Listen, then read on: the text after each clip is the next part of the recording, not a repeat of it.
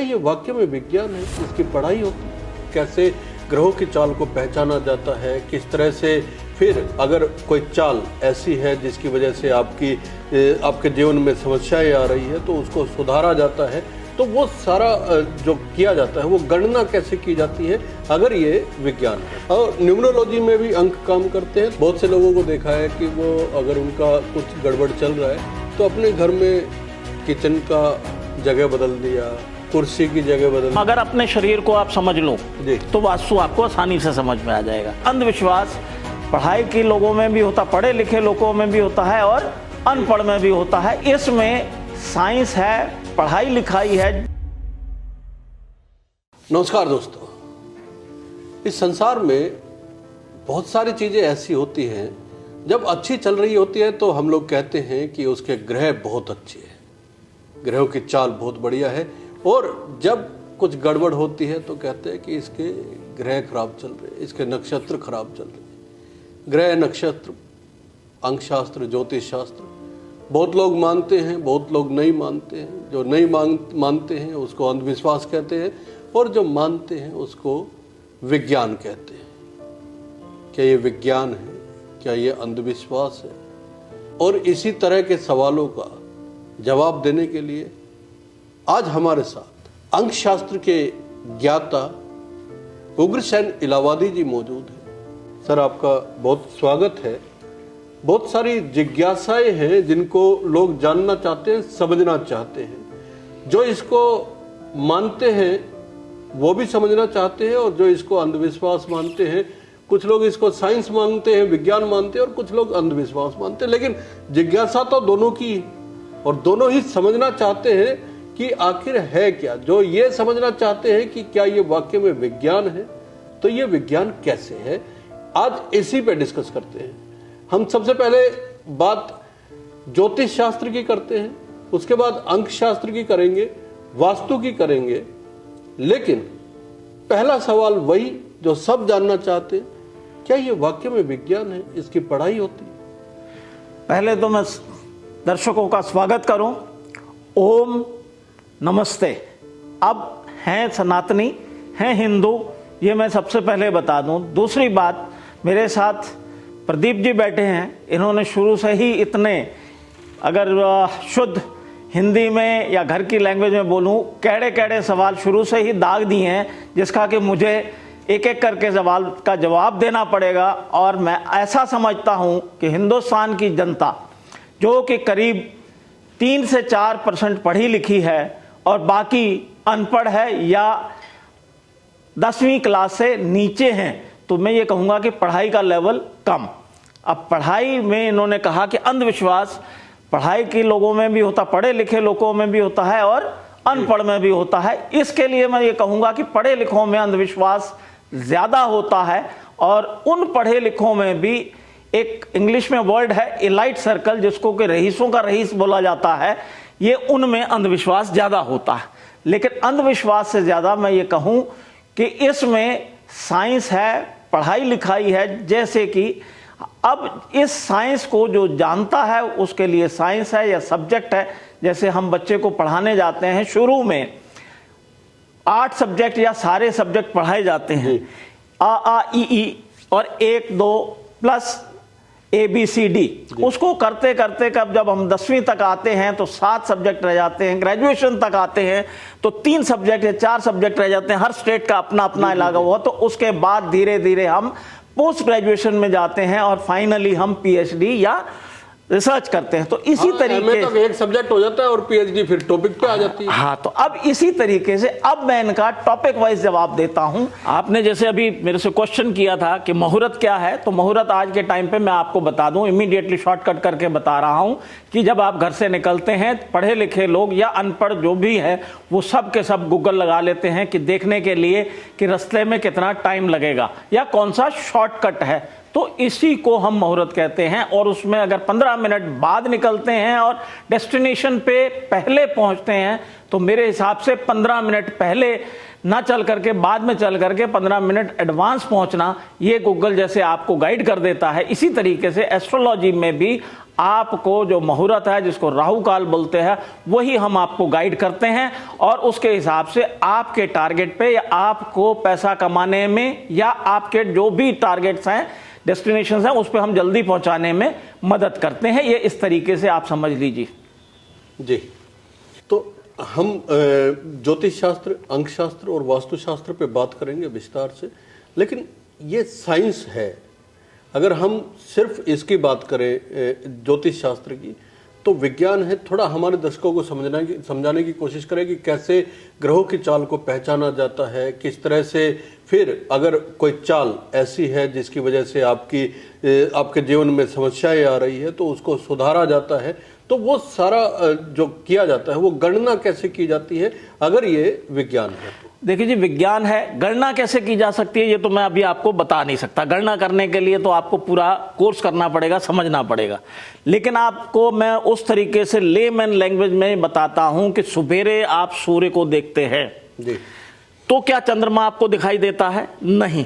लेकिन चंद्रमा वहीं विद्यमान है, लेकिन वो एक साइकिल उसकी चल रही है, एक स्पीड से चल रही है, वो तभी रात में दिखाई देगा, 12 घंटे बाद दिखाई देगा। अगर आप चंद्रमा में पहुंच जाते हैं तो वो 14 दिन की साइकिल हो जाती है, दिन और रात वहां बदल जाते हैं। ऐसे ही ये गणनाएं जो है, बजाय ज्योतिष शास्त्र को या पढ़ें तब समझेंगे, नहीं तो इसको और आसान तरीके से आपको मैं न्यूमरोलॉजी में, या जिसको बोलते हैं गणित शास्त्र बोलते हैं, उससे समझा सकता हूं, जिससे हमको आंसर इमीडिएटली हर आदमी को समझ में आए।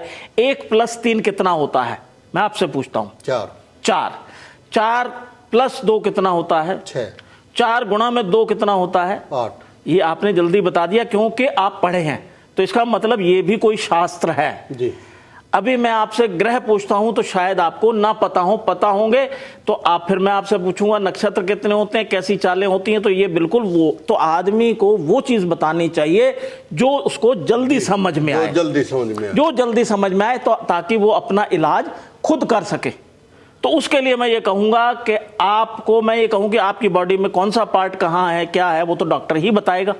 इसलिए पहले उस चीज को पकड़ो जिससे कि सामने वाले को, जो हमारा सुनने वाले हैं या जो जिनको ये इसका ज्ञान प्राप्त करना है और अपने रास्ते खुद निकालने, तो उसके लिए मैं ये कहूँगा गणित शास्त्र, न्यूमरोलॉजी पकड़ ले। तो मैं उसका बड़ा आसान तरीका बता देता हूँ, आप क्वेश्चन आने से पहले ही बता देता हूँ।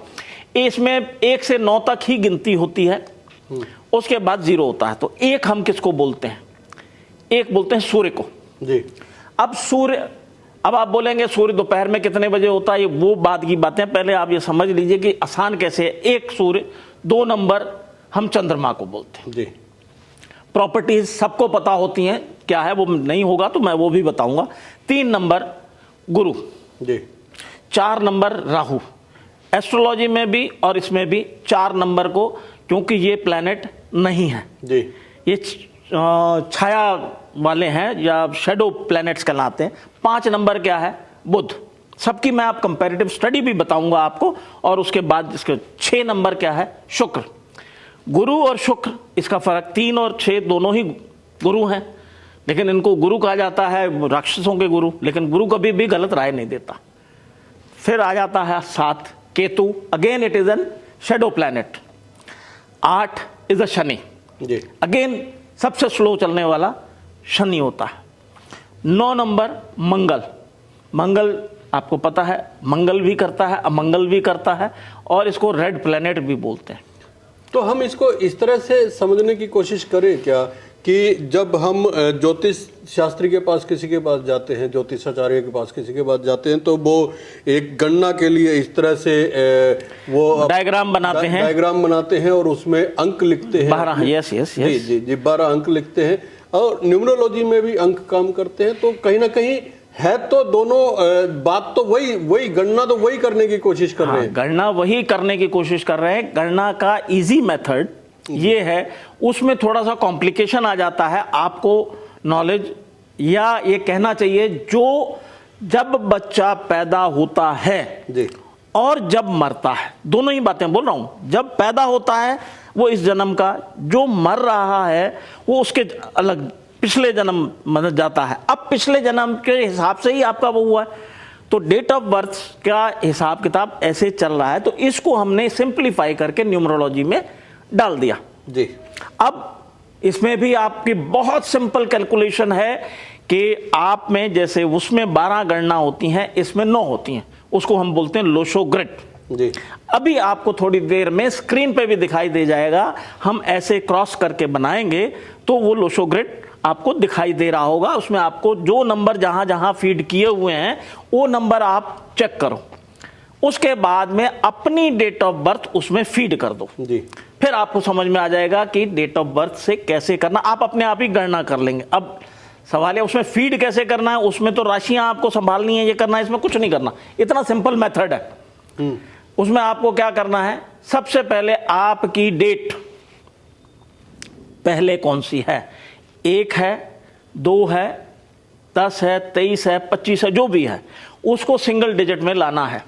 जब सिंगल डिजिट में से आपकी डेट जो है 16 है या आपकी डेट 24 है तो सिंगल डिजिट क्या बनेगा, 2 और 4 मिलाकर के 6। इसको हम बोल देते हैं मूलांक, हिंदी में मूलांक, इंग्लिश में हम इसको बोलते हैं ड्राइवर जी।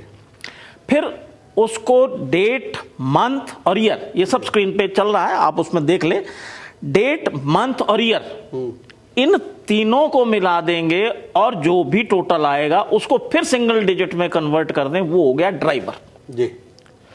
इतना सब करने के बाद में जब अब आपके सारे डिजिट आ गए हैं, लोशो ग्रिड में दिखाई दे रहा है, इसको लोशो ग्रिड बोलते हैं, उसमें 9 अंक होते हैं जो रिपीट हो रहे हैं, वो भी उसी खाने में लिखना है, जहां 2 लिखा है तो 3 बार 2 आ रहा है तो 3 बार उसी में 2 लिखना है। आपको उस तरीके से लोशो ग्रिड में बड़ी आसानी से समझ में आ जाएगा। अब इसमें आपने कर लिया, अब काम आसान हो गया।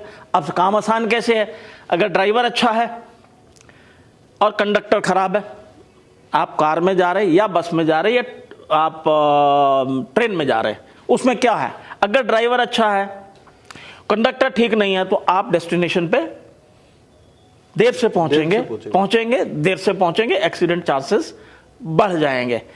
इसी तरीके से ये गाड़ी हमारी चलती है जो आम आदमी को बहुत आसानी से समझ में आ जाती है। इसके साथ साथ नाम भी इसी से जोड़ते हैं जी। ड्राइवर भी ठीक रखना है, कंडक्टर भी ठीक रखना है और आपका नाम भी ठीक है, तो आपके बल्ले बल्ले, उसको हम बोलते हैं, क्या बोलते हैं आपको, आपने एस्ट्रोलॉजी में आप बोलते हैं उसको राजयोग चल रहा है या ग्रह योग चल रहा है। तो ऐसे वो टाइम आने पे मैं आपको वो सारी चीजें बताऊंगा एक एक करके, जो अपने नाम में एक एक्स्ट्रा हाँ जी, वो मैं सारी चीजें आपको समझाऊंगा जी।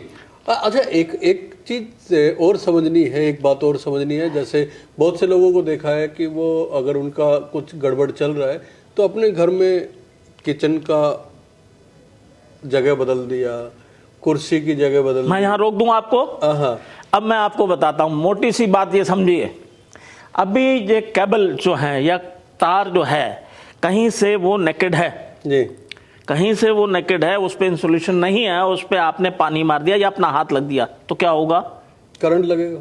करंट लगेगा, मतलब ज्योतिष के हिसाब से बोले तो ये आपका वो क्या बोलते हैं दुष्प्रभाव स्टार्ट हो गया, आपका वास्तु खराब हो गया, ये this is known as Vastu. इसके साथ अब हमने आप किचन का सवाल लिया, किचन में प्रॉब्लम, मैं यही सवाल नहीं, किचन का प्रभाव तो यही है। हाँ, वास्तु यही है। अब किचन का प्रभाव बता रहा हूं, वास्तु यही है, अभी उस पर भी आता हूं पूरा। अब किचन का प्रभाव क्या है, अब आपने पानी और अग्नि जी दोनों एक ही प्लेटफॉर्म पे रख दी तो दोनों नहीं चल सकती, अग्नि और पानी दोनों एक साथ नहीं चल सकते, आप नल और गैस को एक साथ नहीं कर सकते और नदी और आग को एक साथ नहीं चल सकते। दिक्कत तो आनी है, दिक्कत आनी है, इसका मतलब घर में आपके हमेशा लड़ाई झगड़ा कलह चलती रहनी है, डाइवोर्स होते रहने हैं। तो ये वास्तु है। अब हमारे शरीर में भगवान ने 70%, अब आपका उसका जवाब भी दे रहा हूं वास्तु से, हमारे शरीर में जो है 70% पानी है जी, बाकी पार्ट अपनी अपनी जगह एलोकेटेड है। ऐसे ही हमारी धरती पे 70% या 80% पानी है, बाकी धरती है। तो ये उस तरीके से अगर आपने बॉडी स्ट्रक्चर समझ लो या आप धरती का स्ट्रक्चर या बर्ड का स्ट्रक्चर समझ लो तो वास्तु आसानी से समझ में आ जाएगा। क्योंकि बहुत से लोग मानते हैं इन चीज़ों को, वो जानते हैं कि अगर वास्तु ठीक होगा तो उनका जीवन ठीक होगा और उनके घर में सुख शांति बनी रहेगी, इसीलिए वो अपने सोने के बेड कि जो है वो भी दिशा भी तय करते हैं, किचन की दिशा तय करते हैं, अपना ड्राइंग रूम का सोफ़ा किस तरफ रखना है ये भी तय करते हैं, और वॉशरूम किधर होना चाहिए और मंदिर किस दिशा में होना चाहिए सब तय करते हैं। और शायद हो सकता है उनके जीवन में ये परिवर्तन लेके भी आता होगा। परिवर्तन सुलाने लाता है। अभी मैं आपको कह रहा हूं, अगर अपने शरीर को आप समझ लो जी, तो वास्तु आपको आसानी से समझ में आ जाएगा। क्या अपने सर के ऊपर आप 100 किलो या 50 किलो या 20 किलो वजन लेकर चल सकते हो? मुश्किल है। आंसर ना में आएगा। ऐसे ही आप उल्टे हाथ से किसी बाल्टी का पानी या कोई हैवी चीज राइट हैंड से ज्यादा ले जा सकते हो? हाँ, मुश्किल है। मुश्किल है। अगर ले भी जाते हो तो होगा क्या? आपकी रीढ़ की हड्डी खिसकेगी जी, कोई दर्द होगा या आपका शोल्डर जाएगा, इसका मतलब वास्तु हिल गया। वास्तु हिल गया तो फिर आप बीमार हो जाओगे। बीमार कौन सी बीमारी आएगी आपको नहीं मालूम। ऐसे ही शरीर में जो है 4 directions, 4 × 4 source 16 direction is equal to 360 directions होती हैं घर के अंदर। उसमें वो सामान वहाँ रखोगे, आपके अच्छे रिजल्ट्स आएंगे। जी। अभी थोड़ी देर के लिए ये समझिए कि ये लाइट है, ये हमारी अगर बैक साइड पे चली जाए तो क्या आपका चेहरा दिखाई देगा? ठीक नहीं दिखाई। दर्शकों को मेरे ख्याल में एक काला जी बिल्कुल दिखाई देगा। तो इसी तरीके से अब इन जनरल मैं बताता हूं कि आपने सुने होंगे कि साउथ ईस्ट अग्निकोण है। अग्निकोण में आप गैस रख दीजिए या चूल्हा रख दीजिए, प्रॉपर अग्निकोण के अंदर। अब प्रॉपर अग्निकोण में आपने रख दिया और उसके आसपास, उसके साउथ में आपने पानी का नल लगा दिया, घर में कलह होगी, बीमारी होगी और जल्दी डेथ हो जाएगी। जी। उसका वजन यह है कि सर पे मैंने रख दिया वजन, तो क्या होगा? अब मैं जिद्दी हूं तो होगा क्या कि मैं बीमार हो जाऊंगा, जल्दी मृत्यु हो जाएगी। तो this is a vastu. Vastu के लिए एक एक खाली ऐसी भी वास्तु किया जा सकता है, जा करके देखना, वास्तु करना बड़ा आसान है।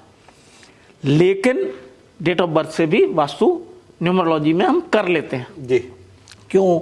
जो डेट में हार्डवेयर दिए हुए डेट में वो चीजें आपको ज्यादा पसंद हैं।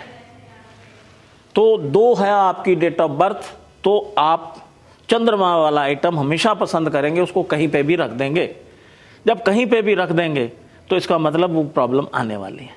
तो हमें उसके काउंटर जो हैं आपके लोशो ग्रिड के अंदर वो एब्सेंट होते हैं, उसका ट्रीटमेंट पहले करना पड़ता है। इस तरीके से हम घर बैठे भी वास्तु करते हैं। 100% वास्तु करने के लिए हमको स्थान पे जाना पड़ेगा और उसकी रेमेडीज प्रॉपर करनी पड़ेंगी। दोस्तों, सही वास्तु तो निश्चित तौर पे स्थान पे जाके ही होती है। व्यक्ति जो वास्तु दोष निकालना चाहता है अपने घर से, ऑफिस से या जिस भी स्थान से, तो निश्चित तौर पे वास्तु के जानकारों को घर पे या ऑफिस में या जिस भी स्थान पे करवाना चाहते हैं वहाँ बुलाया जाता है। इसके अलावा उग्रसेन इलाहाबादी जी ने जिस तरीके से बताया कि अंक शास्त्र कैसे काम करता है और ये आपके जीवन को कैसे बदल सकता है, और ज्योतिष शास्त्र कैसे काम करता है और ये विज्ञान है भी या नहीं है, इस विषय पे भी उन्होंने पूरी तरह से एक तर्कपूर्ण तरीके से अपने विचार रखे।